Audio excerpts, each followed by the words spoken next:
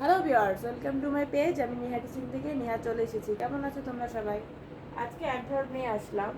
Classification, এটাকে তো adverb কাকে বলে সেটাই বললাম। আজকে ক্লাসিফিকেশন অ্যাডভার্বকে বিভিন্নভাবে বিভক্ত করা যায়, এগুলোর নিচে বর্ণনা করা যায়। Number 1, adverb of time. যে অ্যাডভার্ব কোনো কিছু কখন কোন সময় ঘটেছে তা ব্যাখ্যা উল্লেখ করে তাকে অ্যাডভার্ব অফ টাইম বলে। এটা সেন্টেন্সের শুরুতে অথবা শেষে ব্যবহৃত হয়।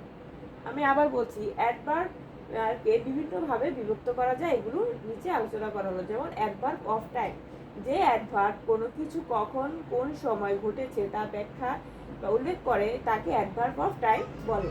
এটা সেন্টেন্সের শুরুতে অথবা শেষে ব্যবহৃত হয়।